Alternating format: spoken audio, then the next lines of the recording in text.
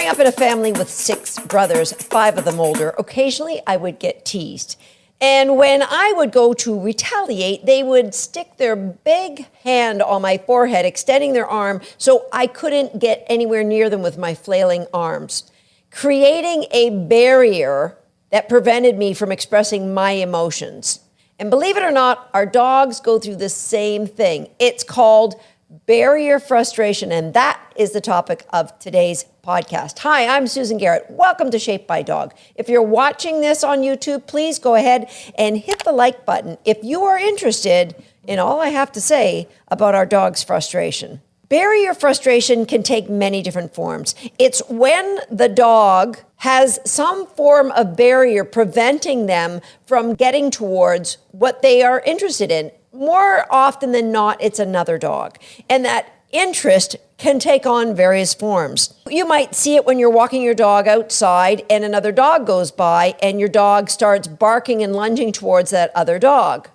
That is barrier frustration. Or you may see it when your dog is in a crate and another dog comes and starts sniffing in front of their crate. They may lunge at that crate to get that other dog away. A common form of barrier frustration is when you see dogs barking and running along a fence, especially if there's another dog on the other side.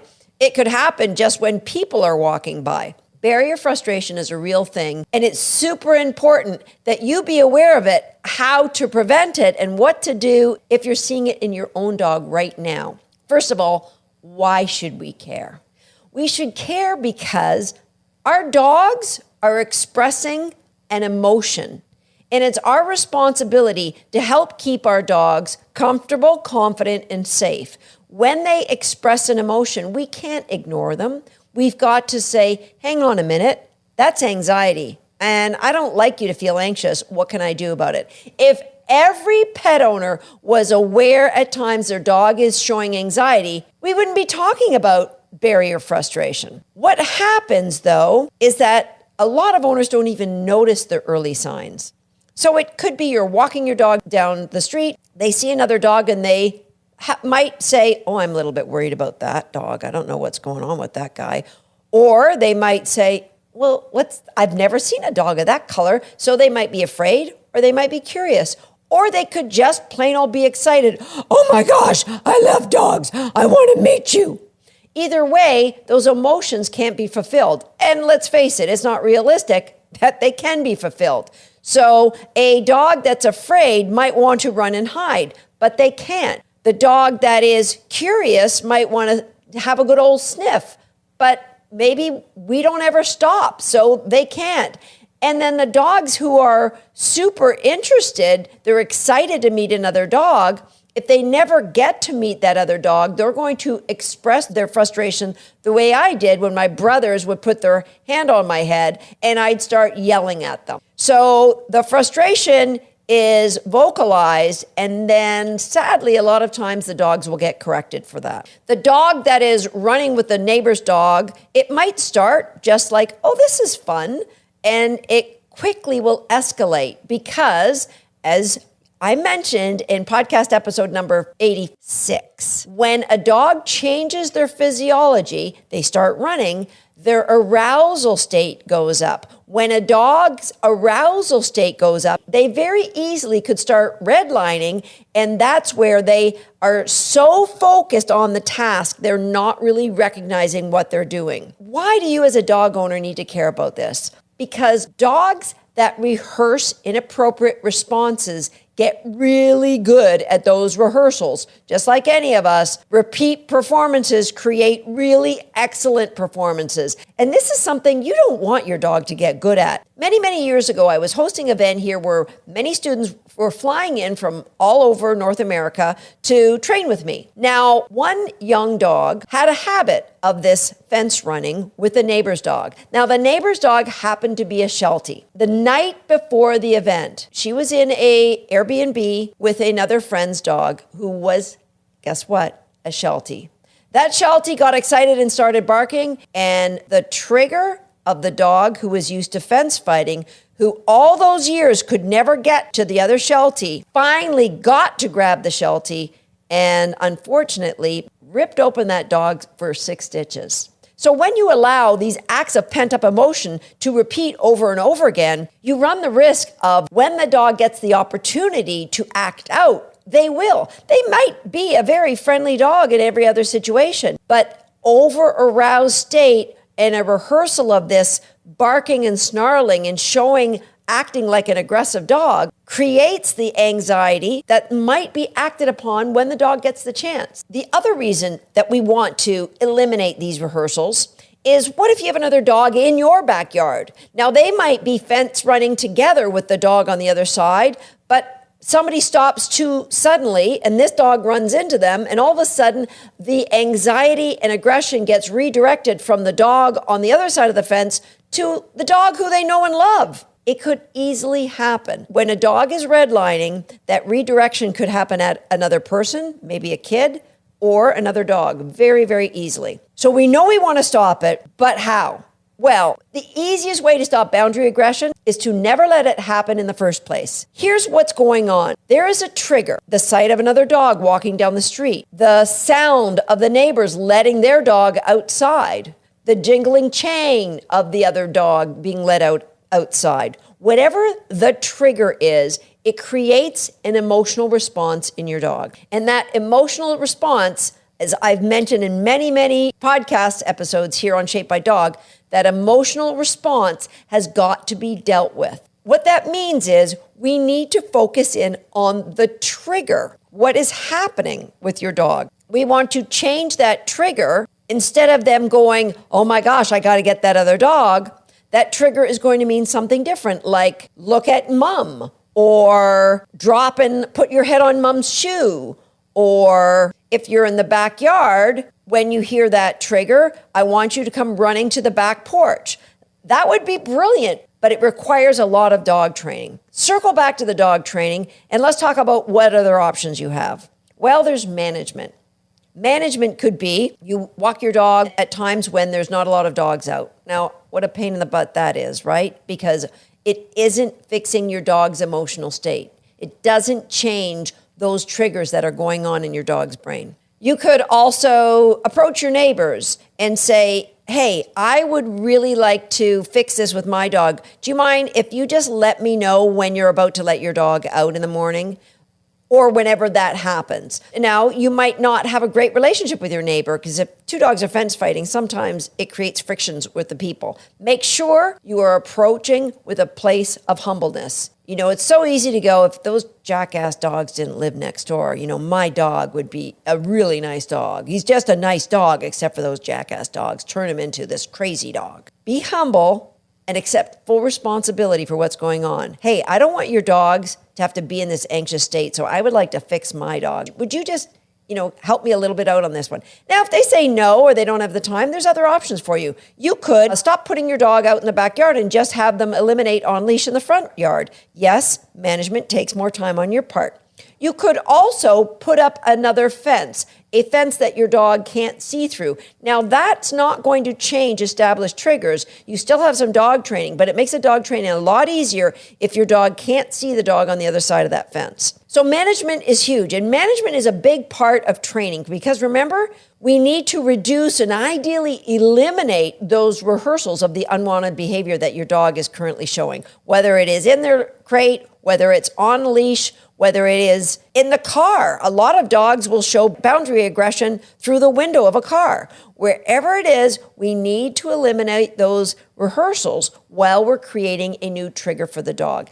And for me, I think the best trigger is orienting to you. And so I personally think that having your dog on a head halter will be a massive help for you in this instance. Whether you're working in the backyard, you're walking down leash, you're walking your dog on leash and on the street, or you're working in the car. You want to create an alternate behavior for your dog. And if they do show aggression with a head halter, you can just turn their head and get them out of the area so that they can come down below threshold. So the goal when training is to keep your dog below threshold. So that might mean take your dog out where you know there's another dog that you can walk to that is on the other side of the fence. Now, you want your dog to know that dogs are going to bark at you and that's okay. And so stay far away so your dog doesn't get triggered. And as soon as the dog sees the dog, you're going to stop. Ideally, you're a long way away, and your dog's going to look at you like, why are we stopped? And you're going to click, and you're going to reward them. Or you're going to say, good, and then you're going to reward them. We want the dog, when you're in the vicinity of another dog, orient to me. And I'm going to reinforce that as something that is amazing. Now, if you're doing this in the backyard with your dog, you could start on the far side of the fence, way, way away from the problem neighbor dog. And when the dog looks at you, you're going to do exactly the same thing. Mark and reward the dog. Now, if this dog has a history of going cray-cray with a neighbor's dog, they might not ever orient to you. In that case, I would create a new game away from the neighbor's dog. So it would look like this. I would start with crate games. I'm going to put the link in the show notes here, how you can get crate games online. With crate games, we have a part of the behavior where we release the dog from the crate with a release word. Break is my dog's release word. And the game's called You're Out, You're In. So if I release you and I stand beside the crate, you should come out and go, oh, we're playing again, and jive right back in. So I would start by playing some You're Out, You're In. Then I'd go around with your dog on leash to various dog beds around the house and stand near the dog bed. The dog goes in, you're going to give them a high value reward, and then give them the release cue, break. They come out, you can give them a low value reward and wait. They jump back in that dog bed, it's another high value reward. You're going to do this around the house. Now, there may get to a point where your dog says, I get the really good treats when I stay in this bed and only the crappy ones when I get out. So they're going to stop getting out of the bed. You're going to just switch the values of the rewards so that when they release from the bed, you're going to give them the high value reward. And then when they go back in, you give them the lower value reward. Do that for a few, and then you can just mix it up so that you get the dog going both ways super easy.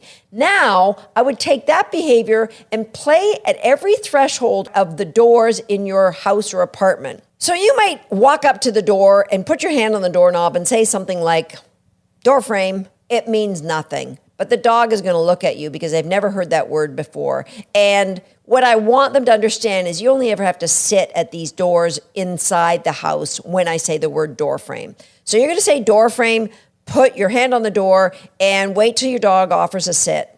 If you've just done a bunch of them in their hot zone, they're probably going to want to offer a sit. Feed them, open the door, say break, and then just the dog's on leash. So when they go through, you're going to not move, and they're going to go, oh, and they're going to come right back in again, and you're going to give them a lot of cookies, all right? So when I'm giving them a lot of cookies, I'm going to say something like, winner circle, and give them a lot of cookies. If I give them just one cookie, I don't say anything. I might say, good, give them a cookie. But if they hear winner circle, I'm going to put a lot of cookies. I might put them on the floor and point to them. Winner circle, get them. Winner circle, get them, right?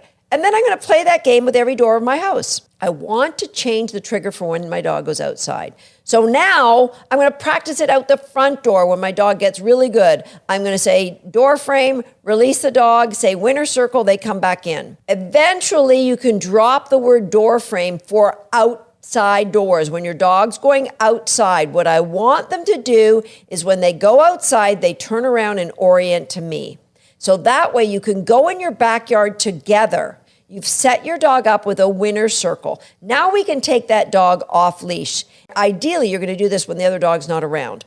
But if they go to their fence, you're just going to wait until they orient back to you, and you're going to say, guess what? Winner circle, cookies all over the ground, go crazy. Play that a lot without the dog in the backyard. So now we've established if you look at the neighbor's fence and then orient to me, it's going to be a winner circle. When you ask the neighbor to bring their dogs back, make sure your winner circle is crazy high value rewards. The best cookies, the best cheese, the best chunks of meat that your dog would ever want. The other dog is out there, your dog's off leash, and you're going to wait. They orient, you're going to say winner circle, cookie. I would use a clicker for this one when the other dog's out. Click, cookies on the ground. Now, they may come in and eat some. They might turn back to the other dog and growl and run and bite or bark. It's got to be okay. What we want them to do is see you there, and you can even keep, backing away to the other side of your backyard. You're going to wait, and if after 5 minutes you get zero more orientation, Well, that's fine. You can go in and interrupt by standing right at the fence so that you're a barrier that the dog's going to have to go around, or just go back in the house. If there's a chance your dog might redirect at you, don't go near them. Just go back in the house and go back and play your door frame game and winner circle game all around the house and in your empty backyard. And then the next time you're going to try it, you're going to try it with your dog on leash on their head halter. All right? The goal is for the dog to see the other dog and to orient to you. But you're going to say, Susan, well, I'm not in the backyard when my dog's doing this. Well, this is one of the most important management points in all of this. You don't turn your dog loose in the backyard. If there's a chance they're going to fence run, you need to go out with your dog. You're going to establish that the backyard is for you to go to the bathroom or for you and I to train. And if you're not, I let my dogs out. It takes literally 1 minute for 5 dogs to do what they have to do first thing in the morning, and then they all come right back in the house, right? We're in the backyard to do something, not look at what's going on over the neighbor's fence. Change your dog's emotional trigger. Teach them to orient towards you. And if this is still a little overwhelming for you, please, any kind of boundary aggression is not something that you should take lightly. I would strongly advise you getting the help of an expert dog behaviorist that will help create those better triggers for your dog so the anxiety and the stress that they are currently feeling can be eliminated. That's it for Shaped by Dog. I'll see you next time.